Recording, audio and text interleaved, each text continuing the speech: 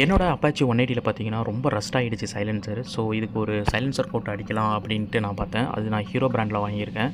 TVS 3mm நிறைய brand இருக்குது. But எனக்கு அவைலபிள் பார்த்தீங்கன்னா, இதுதான் இருந்துச்சு. நம்ம சைலன்சர் போட்டு அடிக்கிறதுக்கு முன்னாடி இந்த மாதிரி எமர்ஷன் சீட்டை வச்சு நல்லா சுரண்டிக்கணும். அப்போ தான் அதில் உள்ள அந்த ரஸ்ட்டெல்லாம் வெளில வரும், டஸ்ட்டு எல்லாமே. அதுக்கு முன்னாடி சைலன்சர் வந்து கொஞ்சம் க்ளீன் பண்ணிக்கணும் வாட்டர் ஊற்றி. எப்படி பண்ணுறேன்னு மட்டும் பாருங்கள். இந்த பிராண்டு தான் நான் வாங்கினது. இது லோக்கல் ஷாப்லேயும் கிடைக்குது. இதோட அரௌண்ட் 280 சம்திங் வந்துச்சு. நம்ம வீட்டில் யூஸ் பண்ணுற ஸ்டெயின் ரிமூவரை லைட்டாக அப்ளை பண்ணி நம்ம டூத் ப்ரஷ்ஷை வச்சு இதை நல்லா க்ளீன் பண்ணிக்கணும். ஏன்னா நம்ம வாட்டர் வாஷ் பண்ணுறதுக்கு முன்னாடி இதை பண்ணோம்னா ஆல்ரெடி இருக்கிற அந்த ரஸ்ட்டு எல்லாமே இதில் வந்துடும் மேக்ஸிமம். இதை யூஸ் பண்ணுறப்போ ரொம்ப கேர்ஃபுல்லாக யூஸ் பண்ணுங்கள். கையில் க்ளோஸ் எதாவது யூஸ் பண்ணுங்கள். நான் போடல, இருந்தாலும் நீங்கள் யூஸ் பண்ணுறப்போ ரொம்ப கேர்ஃபுல்லாக யூஸ் பண்ணுங்கள். ஏன்னா இல்லைனா கை ரொம்ப டேமேஜ் ஆகிரும்.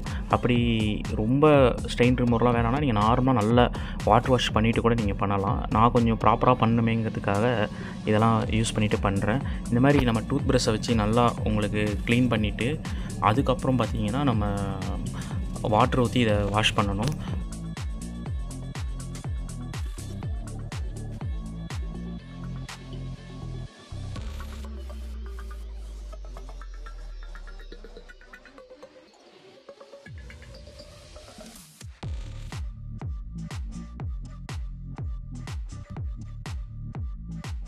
ஸ்டெயின் ரிமூவரை போட்டு அப்ளை பண்ணதுக்கப்புறம் பார்த்திங்கன்னா, நெக்ஸ்ட்டு நம்ம நார்மல் சோப் வாட்டர் இருக்குல்ல, நம்ம வீட்டில் யூஸ் பண்ணுற சோப் பவுடர், அதை யூஸ் பண்ணி ஒரு ப்ரெஷ்ஷை எடுத்துக்கிட்டு ஃபுல்லாக அப்ளை பண்ணணும்.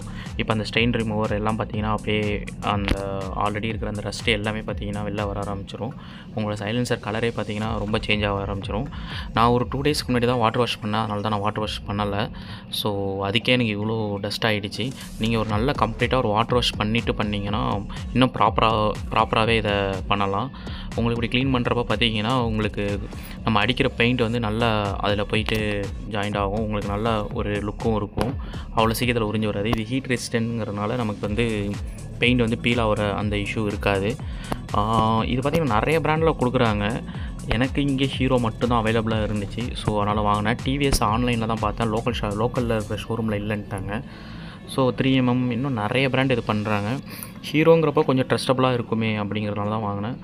அண்டு இந்த மாதிரி நல்லா அப்ளை பண்ணிவிட்டு நீங்கள் ஒரு வாஷ் பண்ணிட்டீங்க அப்படின்னா அதுக்கு அடுத்து கொஞ்சம் காஞ்சதுக்கப்புறம் நம்ம பெயிண்டிங் பண்ண ஆரம்பிச்சிடலாம். இந்த ப்ராசஸ் எப்படியா இருந்தாலும் கொஞ்சம் டைம் எடுக்கும் தான். நீங்கள் பொறுமையாக உட்காந்து பண்ணுறப்போ உங்களுக்கு அது நல்ல ரிசல்ட் இருக்கும். அப்படி முடியாதவங்க ஜஸ்ட்டு வாட்டர் வாஷ் பண்ணிவிட்டு உங்கள் மெக்கானிக்கிட்டே கொடுத்து அதை அடிக்க சொன்னாலும் அடிப்பாங்க. பட் அவங்க இந்த அளவுக்கெல்லாம் மெனக்கெட்டெல்லாம் இதை உட்காந்து க்ளீன் பண்ணிவிட்டு பண்ண மாட்டாங்க.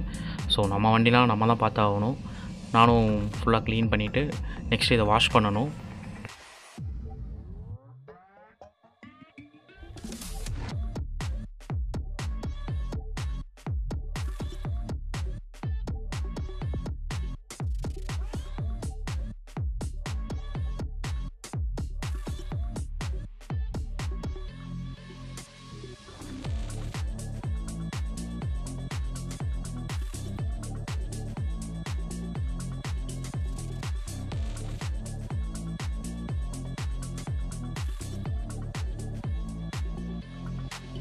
இப்போ பார்த்தீங்கன்னா இதை கம்ப்ளீட்டாக வாஷ் பண்ணியாச்சு. இந்த சைலன்சர் ஏரியாவை மட்டும் வாட்டர் ஊற்றி இப்போ கொஞ்சம் நேரம் வெயிலில் காய வச்சிடணும். ஏன்னா தண்ணி இருந்துச்சுன்னா பெயிண்ட் வந்து அதில் அப்ளை ஆகாது. ஸோ நல்லா காயட்டும், ட்ரை ஆகட்டும்.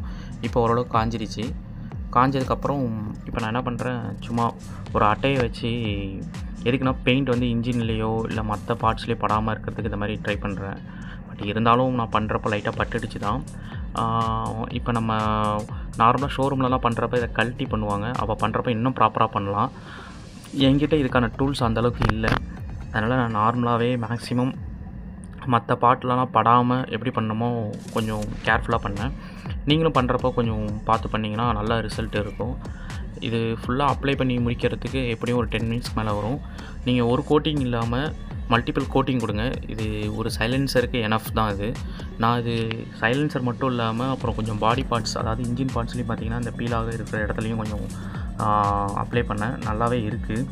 நீங்கள் ஒரு பாட்டில் வாங்கினீங்கன்னா கண்டிப்பாக ஒரு சைலன்சருக்கு யூஸ் பண்ணிவிட்டு ரிமைனிங்கும் கொஞ்சம் இருக்கும். நான் ஒரு 2 or 3 கோட்டிங் கொடுத்தேன். இது வாட்டர் பேஸ்டாக தான் இருக்குது. ஸோ நல்லாவே தான் இருக்குது.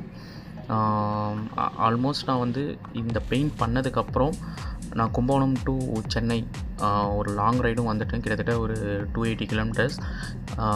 ஒரு 90 to 110 தான் வந்திருப்பேன். கண்டிப்பாக அந்த ஹீட்டுக்கெலாம் பெயிண்ட் வந்திருக்கணும் நார்மல் பெயிண்டாக இருந்தால். இது அந்த மாதிரி எதுவும் வரலை. இப்போ வரைக்கும் நல்லா தான்.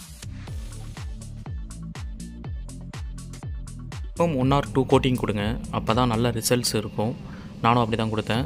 இந்த மாதிரி கோட்டிங் அடிக்கிறதுனால நமக்கு என்ன ஒரு பெனிஃபிட்னு பார்த்தீங்கன்னா, நம்ம சைலன்சர் ரஸ்ட் ஆகி அதுக்கப்புறம் ஹோல்ஸ் வர்றது, இல்லை சைலன்சர் ரீப்ளேஸ் பண்ணுற நிலமை வர்றது கொஞ்சம் நாள் வந்து எக்ஸ்டெண்ட் பண்ணலாம்.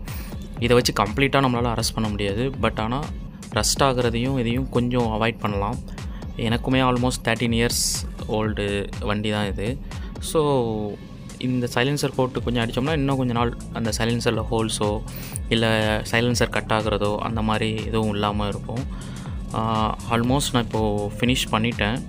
ஒரு கோட்டிங் கொடுத்து இப்போது 2வது கோட்டிங் 3வது கோட்டிங் கொடுக்கணும். கொடுத்துட்டு இதை நல்லா வெயிலில் காய வச்சிட்டிங்கன்னா இது நல்லாயிருக்கும். எனக்கு இந்த இடத்துலலாம் கொஞ்சம் ஃபினிஷிங் வரல. என்ன ரீசன்னா, இது ஆல்ரெடி நல்ல உங்களுக்கு ரஸ்ட்டு ஃபார்ம் ஆகிருந்துச்சு. ஸோ அந்த இடத்துலலாம் நல்லா சொரன்னு இருக்கனால அதில் வரல. அண்டு ஃபைனல் அவுட்புட்டு பாருங்களேன், நல்லா சூப்பராக இருக்குது. நான் எக்ஸ்பெக்ட் பண்ணல இந்த அளவுக்கு வரும்ன்ட்டு.